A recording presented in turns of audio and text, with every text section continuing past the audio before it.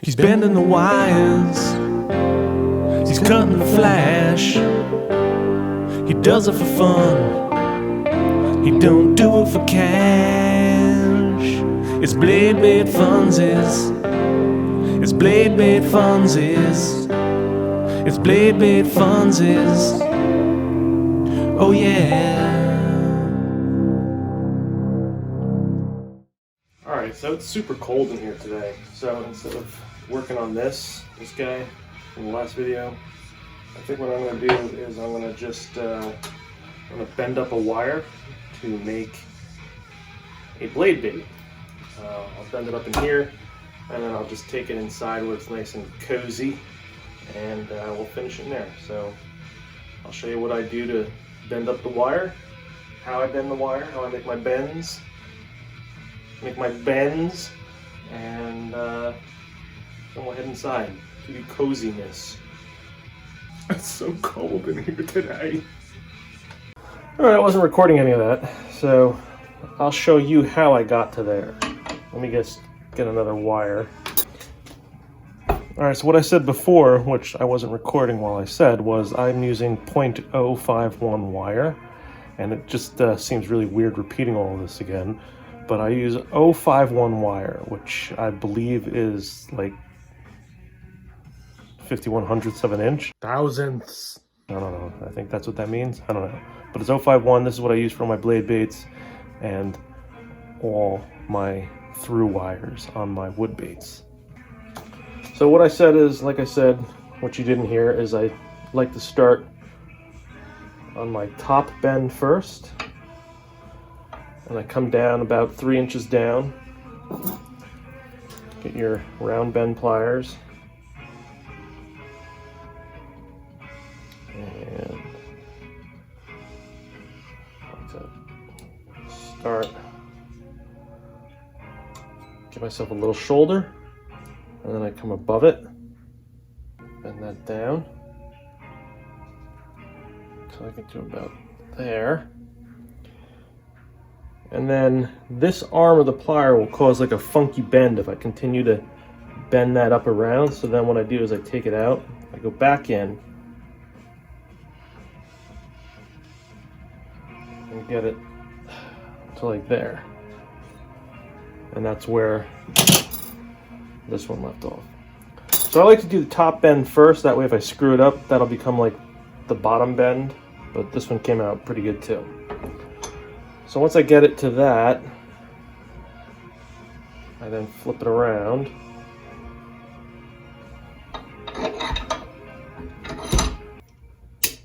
And you don't have to do it this way. I just like doing it this way because this gives me nice tight wraps. So that's why I use the vice grips. I try to do at least 3 wraps. And you know, that's probably overkill. You probably don't need 3. 1 is probably fine, but like I said, overkill. I'm anal. Okay. Alright, so now I've got my wraps. I've done better. They look, I'll show you. See that little separation right there? That annoys me. But it's okay. It's okay. So then I get a cutter.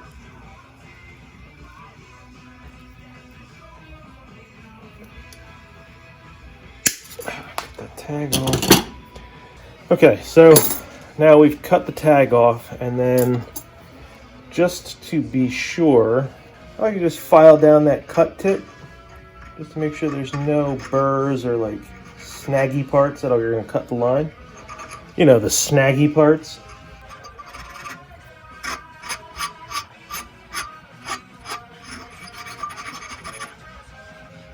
That's nice. All right. So the top loop is good. And because I am losing sensation in my toes and fingertips, I'm going to move this inside and we will dress this up. We'll tie up a skirt or two because it's cold. Yes, I'm trying to fix that separation. It's annoying me, I know. I don't need to be that anal, but I am. Don't deny who you are, you know?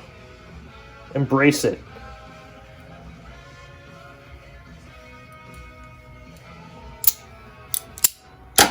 See? That's better. It's a little better. I need some hand cream. All right, inside.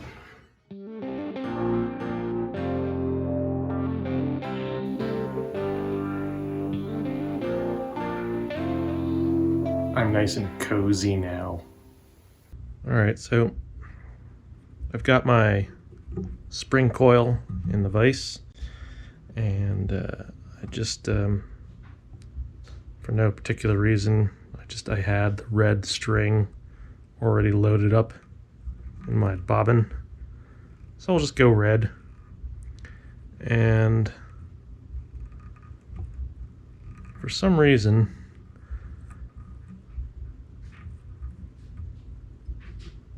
every bait that I make, no matter what, I tend to agonize over the color that I'm either going to paint or use, as though it is the last bait I'm ever going to make on God's green earth. And I don't know why I do that.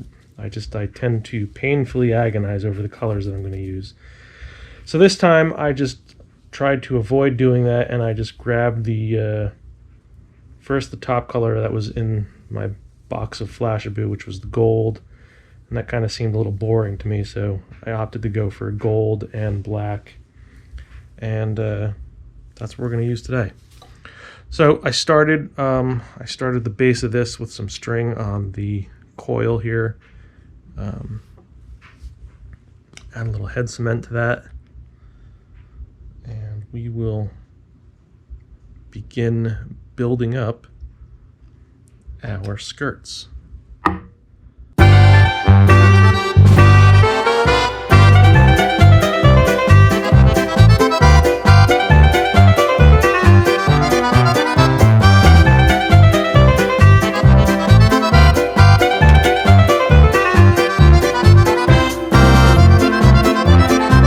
Get the Flashaboo in, and then I give it a wrap or two for the string to hold it, and then I use this pointy thing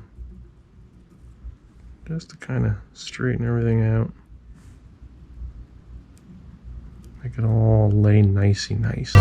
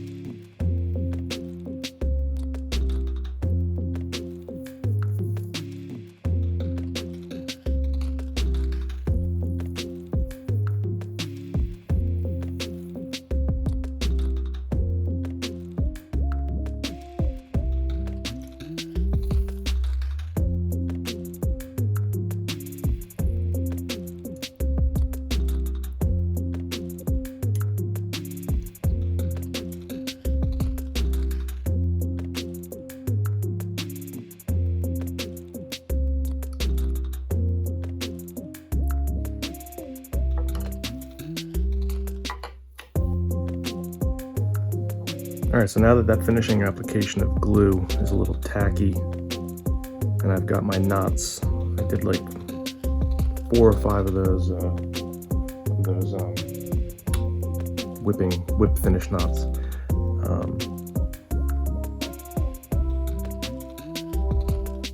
I'm just going to glue this tag end down so that it sits nice.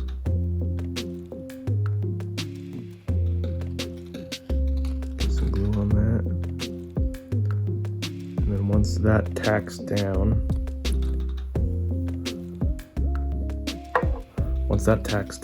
that's when I add another bunch of coats of the head cement, just to kind of encase everything in a nice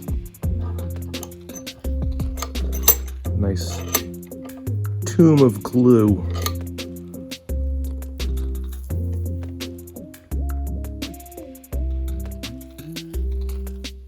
See how that's nice and tacky? I can kind of press that in and it'll stay.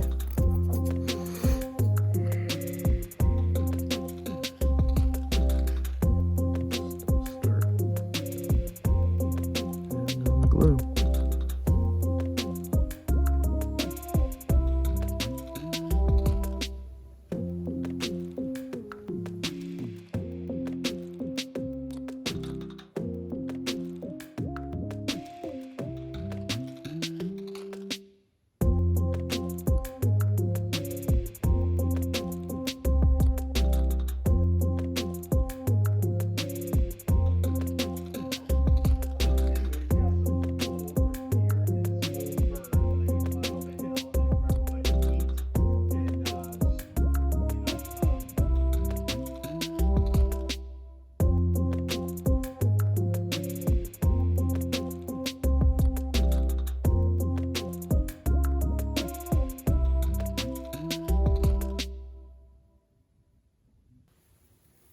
Okay, so that's one skirt done. I think what I'm going to do is on the next one, this one I did the gold first and then wrap the black around that. I think on the second one, I'm going to do the black first and then wrap the gold around the black.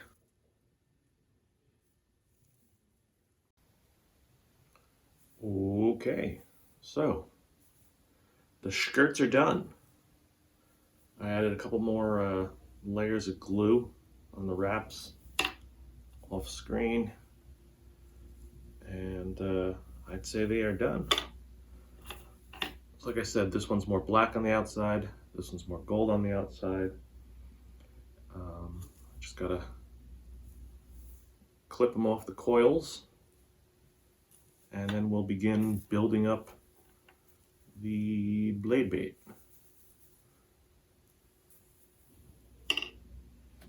So let's do that.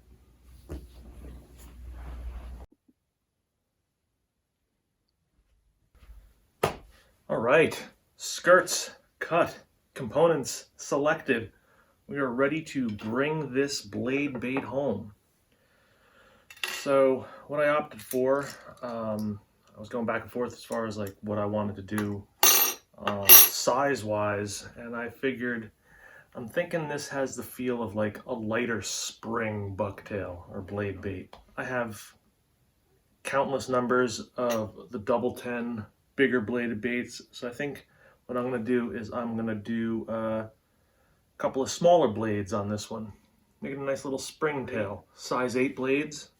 Let's put this bad boy together and see how she looks.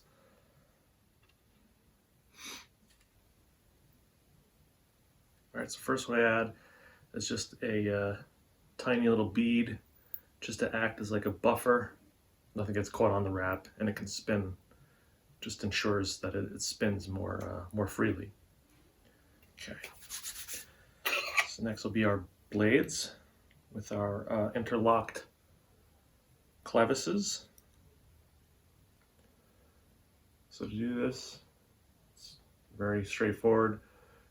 You go every other arm of the clevis. So there's the first arm of the first blade, then the first arm of the second blade, then the second arm of clevis of the first blade, and then the second arm of the clevis of the second blade. And then they can't separate on the shaft. So there's our blades. And then I like to beat it up in incremental sizes, working its way down the bait. So I'll start with some smaller beads first.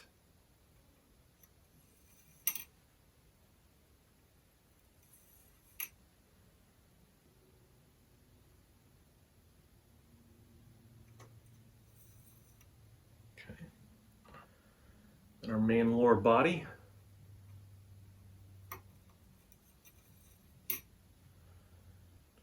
Two more slightly larger beads than these three. Our first treble on two interlocked split rings.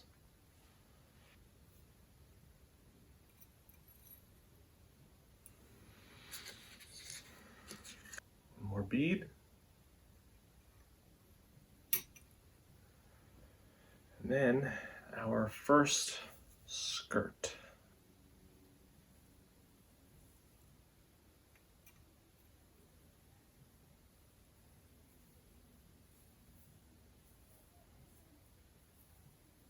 Then a spacer between the skirts.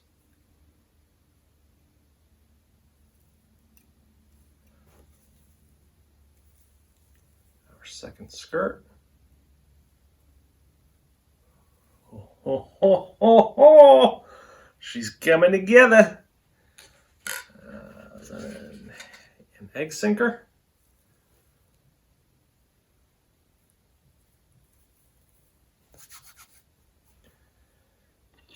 And then at this point, we are now ready to bend our second bend, our second loop. So what I like to do first, before I lock this thing down and close it all up, I like to flip it around. And I just like to make sure, yeah, okay, good. See, I like to make sure that I have clearance, that the bottom of my blades have clearance with this split ring hook little configuration there. And we do. We have about 1/8 of an inch or so that I never have to worry about these blades getting hung up or caught on that split ring hook thing. There's always going to be enough space between the blade and the bottom of this thing, so she should spin nice. Okay, so in addition to that, I like to give about 1 inch to 1.5 inches at the top here, so that everything's got a lot of space to move and room to slide up and down and spin as free as it needs to be. So that's about how we're hoping to end up after the bottom loop is bent and put in place. One thing I forgot to do that I always forget to do is on this top hook, that's why I took it off again. On this top hook, a lot of guys like to take a dab of crazy glue and put it into the crux of the hook, and that prevents the flash from getting caught up in the hook and having it just be a big mess. I'd like to do that, but I also like to take it a step further, and in addition to the crazy glue, which is why I took the hook off again, I like to add just a little collar or shrink tubing too. Little collar or shrink tubing too, just to prevent that flashaboo from like sliding down into the shaft of the hook there. Because if that crazy glue, if that bond breaks, or if, you know, for whatever reason it didn't close that gap, I tend to think that this this little collar here also helps. So I just kind of shrink that onto there.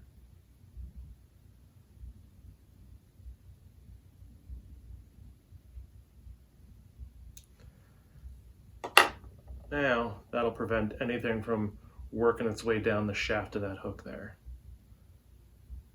Nice.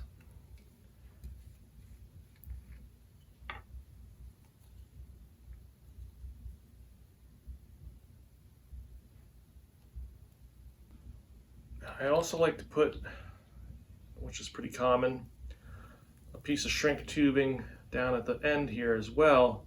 And what that'll do is that'll keep everything nice and in line and straight. Keep the hook in line with the rest of the bait so that anything coming at it from the back will also get a mouthful of hooks too. Keep that hook right where you need it to be.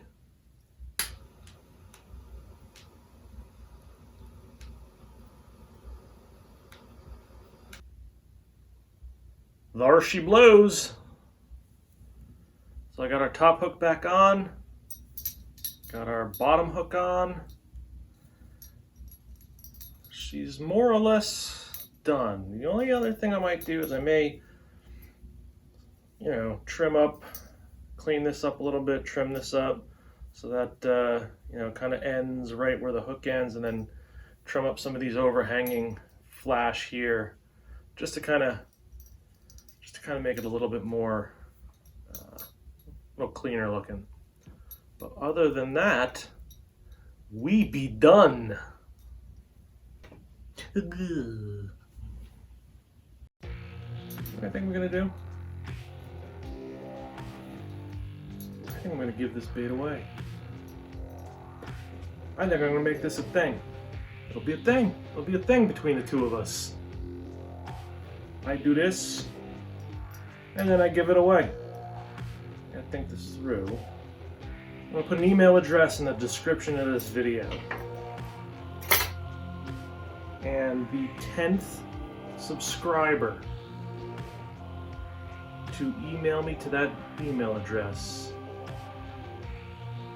I'll send this bait to. That's what I'm gonna do. He's been in the wire!